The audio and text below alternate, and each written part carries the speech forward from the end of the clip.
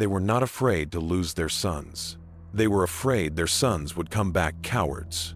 In the heart of ancient Greece, beyond the marble cities of poets and philosophers, there stood a land built not on luxury, but on endurance, Sparta. A place where every breath, every heartbeat, every cry of a newborn was measured against one single question: is it strong enough to serve the city? Here, motherhood was not a soft thing. It was iron wrapped in flesh. Spartan women were not raised to nurture weakness. They were raised to forge it out of existence. While the rest of Greece imagined women weaving and singing, Spartan women trained their bodies and sharpened their minds. They ran, they wrestled. They learned to speak boldly, not because they wanted freedom, but because Sparta demanded strength from every soul it created. They believed that a weak mother could not give birth to a strong son. From the moment a Spartan child was born, his life was tested. When a baby took its first breath, it wasn't swaddled and celebrated. It was carried by its mother to the elders, a council of men who inspected the infant's body. If the child was deemed frail, sickly, or imperfect, he was left to die on the slopes of Mount Taygetus. The mother did not protest. She did not cry. She watched in silence, her face still as stone. Because in Sparta, mercy could destroy a nation. To an outsider, it was barbaric, but to a Spartan, it was order. The mother knew that her duty was not to love unconditionally, it was to preserve the strength of the city. Every tear she refused to shed was an offering to Sparta itself. From that first moment, the relationship between mother and child was unlike anything else in the ancient world. It was love stripped of softness, a love that demanded excellence, not comfort. When her son was still young, she taught him the two most important things a Spartan could learn: silence and obedience. He was to listen, to endure, to control himself. No whining, no excuses, no fear. She taught him that the body would always betray him. It would ache. It would hunger. It would tremble.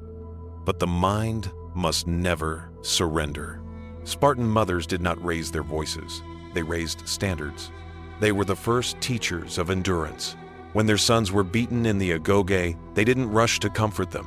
They reminded them that pain was a tool. When they fell in training, she didn't help them stand. She told them to rise by themselves. A Spartan boy learned early that his mother would not save him from hardship because she had already saved him from weakness. Their homes were like their training fields: disciplined, quiet, efficient. Meals were simple: barley, cheese, figs. Even at home, excess was forbidden. A Spartan mother never fed her son more than he needed because she knew that hunger kept him sharp. She didn't tell him fairy tales to help him sleep. She told him the stories of heroes who died standing. They spoke often of courage, but never of comfort. When her son complained of pain, she would look him in the eyes and say, "It's only pain. It will leave when you do your duty." That sentence carried through generations. It became the voice that echoed in the minds of Spartan warriors when they stood bleeding on the battlefield. The strength they showed in war began in the silence of their mother's lessons. In Sparta, women were not kept in the shadows. They were respected, even feared. They owned land, managed estates, and gave orders with authority while the men were away at war. Other Greek cities called them shameless. The Spartans called them the backbone of their nation. Because while their sons fought enemies outside the walls, it was the mothers who guarded the soul of Sparta within them. They didn't pray for their son's safety. They prayed for their son's strength. Before every campaign, mothers lined the streets, handing their sons their shields, not as gifts, but as burdens. The shield was sacred. It protected not only the man who carried it, but the one beside him. To lose it in battle meant you had abandoned your brothers. And as they handed it over, every mother said the same words: "Come back with it, or on it." It wasn't a wish, it was an order. Those 6 words carried the entire weight of Spartan philosophy: honor before life. A son who returned without his shield brought shame not just upon himself, but upon his family, his ancestors, and the entire city. A son who died with it was celebrated. No Spartan mother mourned publicly for a fallen son. If she wept, she did it alone. In front of others, she stood tall, her eyes dry, her voice steady. When someone told a mother her son had died bravely, she didn't faint or cry, she smiled. Because for her, grief was private. Pride was public. It was said that during one battle, a messenger returned to Sparta with news that every Spartan had fallen. The city erupted not in sorrow, but in song. Mothers lifted their heads to the sky and said, "They died as Spartans." That was how deep their conviction ran. They were not heartless. They simply believed that love without discipline was useless. They saw their sons as part of something greater, living extensions of the city itself. When they sent them to war, they weren't losing them. They were giving them back to Sparta. Even their daughters were raised under this creed. Spartan girls trained like boys, running, wrestling, throwing spears because they too were expected to be strong. Their mothers told them, "You must give birth to men, not weaklings." Strength was not gendered in Sparta. It was sacred. The mothers understood what philosophers would later write, that true freedom begins with mastery of oneself. To love someone in Sparta meant to prepare them for pain, because pain was inevitable. And so, they gave their sons a gift. No feast, no gold, no praise could match the ability to stand alone, unafraid. That's why Spartan warriors never begged the gods for mercy. They had already learned mercy had no place in their world. In every Spartan's heart, beneath the armor, beneath the scars, was the echo of his mother's voice, quiet, steady, unyielding. "Do not come back a coward. Come back worthy." That was the foundation of their empire. Not the swords, not the shields, but the mothers who refused to raise anything less than legends. When a Spartan boy turned 7, he was taken from his mother's arms and delivered to the agoge, the brutal training system that would shape him into a warrior. For any other mother, that moment would have been heartbreak, but for a Spartan mother, it was a test of faith. She didn't cry. She didn't beg to hold him a moment longer. She looked him in the eyes and said the words that defined her love. "Now, my son, you belong to Sparta." In that moment, she didn't lose him, she gave him. Her duty was complete, and yet it was only beginning. The bond between Spartan mother and son didn't end when the child left home. It transformed.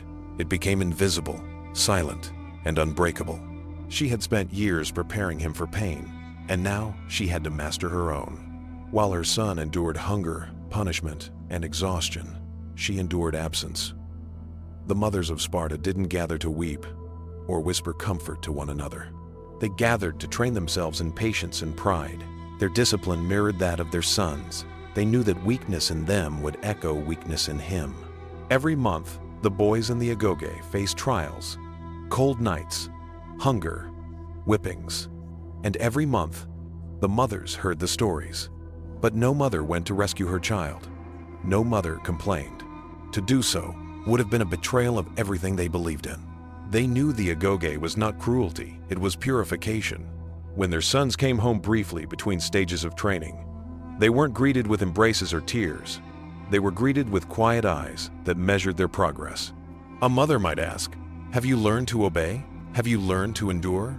Those were her only questions, because in Sparta, obedience and endurance were greater than affection.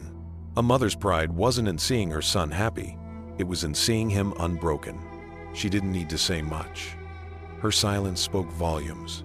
Her calm presence reminded him that his suffering had meaning, that it connected him to a greater purpose, the survival of Sparta. And the sons understood. They saw in their mothers the same strength they were being forced to build, the same refusal to yield, the same calm in the face of pain. They learned that courage wasn't loud, it was quiet, steady, and enduring. When the boys returned to the agoge after short visits home, they didn't look back. They walked away with straight spines and steady steps. They knew their mothers were watching and watching without pity. That unspoken understanding shaped generations. Spartan mothers were not spectators in the creation of warriors. They were the architects. They were the first trainers, the first philosophers, and the last voices their sons heard before battle. When their sons became men, when they joined the Sicisia, when they marched to war, those same women stood at the gates, faces calm, eyes sharp, hearts hard as bronze. They handed their sons their shields and said, "With it or on it," but behind those words was something deeper than cruelty. It was love expressed as honor. The mother didn't want her son to die. She wanted him to live with integrity, even if death came as a consequence. For her, shame was worse than loss. It was said that a Spartan mother once received word that all 5 of her sons had been killed in battle. The messenger trembled as he told her, expecting collapse. Instead, she asked calmly, "Was Sparta victorious?" When he nodded, she said, "Then I have nothing to mourn." That story spread through Greece like fire. To some, it was monstrous. To the Spartans, it was divine. Because that was the essence of Spartan motherhood, to replace sorrow with strength, to turn grief into purpose. They didn't believe in tears. They believed in legacy. In every war, when the men marched out, the women held the city. They managed the farms, commanded the slaves, and maintained order.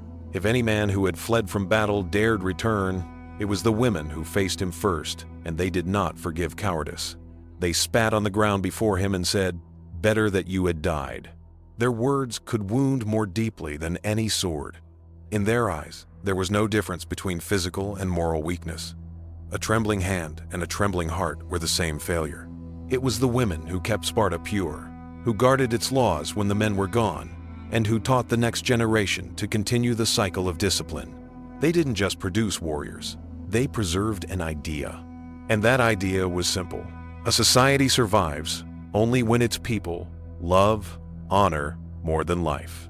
Even the rituals of mourning reflected this. When a Spartan man died in battle, his name was carved into stone. But when a Spartan woman died giving birth to a son, her name was carved beside his. They were equals in sacrifice. One gave life to the city, the other gave life for the city. The rest of Greece wrote poems about beauty. Sparta wrote its poems in blood and silence. In that silence, mothers and sons understood each other perfectly. They didn't need to say, "I love you." They said it by enduring. A mother's pride wasn't shown in tears, but in the way she carried herself in the marketplace after her son's death. Tall, steady, unshaken. People would whisper her name, not out of pity, but out of reverence. In a world where weakness was contagious, her strength was medicine. That's why even the men of Sparta feared their mothers more than their kings. Not because the mothers ruled, but because they embodied everything Sparta stood for. They had conquered the one thing that no man could defeat: grief. Their courage was quiet, but absolute. When sons faltered, when soldiers doubted, when men grew tired, they remembered the faces of their mothers, strong, fearless, and unmoved by fear or loss. That memory carried them through the darkest hours of battle, because they knew that if they died, their mothers would not curse fate or the gods. They would only say, "He did what he was born to do." And in that acceptance, there was something immortal. Spartan men became legends because Spartan women refused to raise anything less. They didn't teach their sons to survive.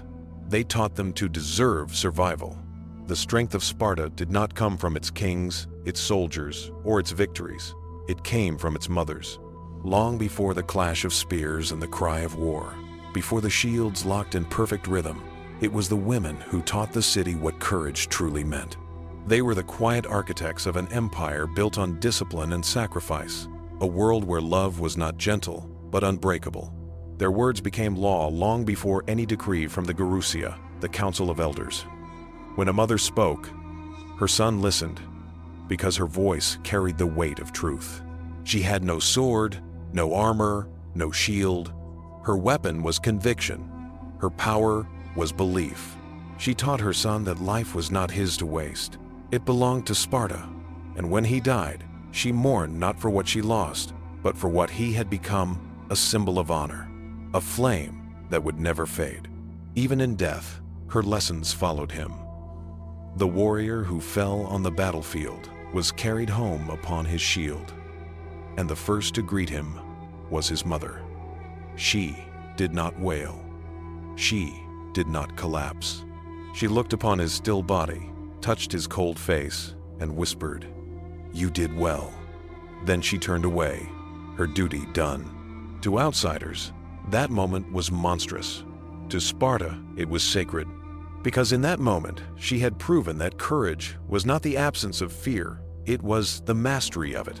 No statue was built in her honor. No songs were written about her sacrifices. Yet she was the foundation of every victory, the shadow behind every hero, the heartbeat of every legend. Her strength lived on through generations. The boys she raised became men who would stand shoulder to shoulder at Thermopylae, facing impossible odds with steady hands and calm hearts. They did not tremble before death, because they had been raised by women who never trembled before life. They had learned that tears were wasted on what could not be changed. They had learned that to die well was to live rightly. The Spartan mother's love was not warm, it was eternal. It didn't fade when her son left for war. It burned within him, guiding his every choice. Her silence was his courage, her pride was his purpose. Even centuries later, when other empires rose and fell, the legend of the Spartan mother endured. Philosophers and historians spoke of her not as a woman, but as an ideal, the embodiment of strength, clarity, and devotion. She was the one who proved that a civilization can only be as strong as the women who shape its soul. Her role in society defied the expectations of the ancient world.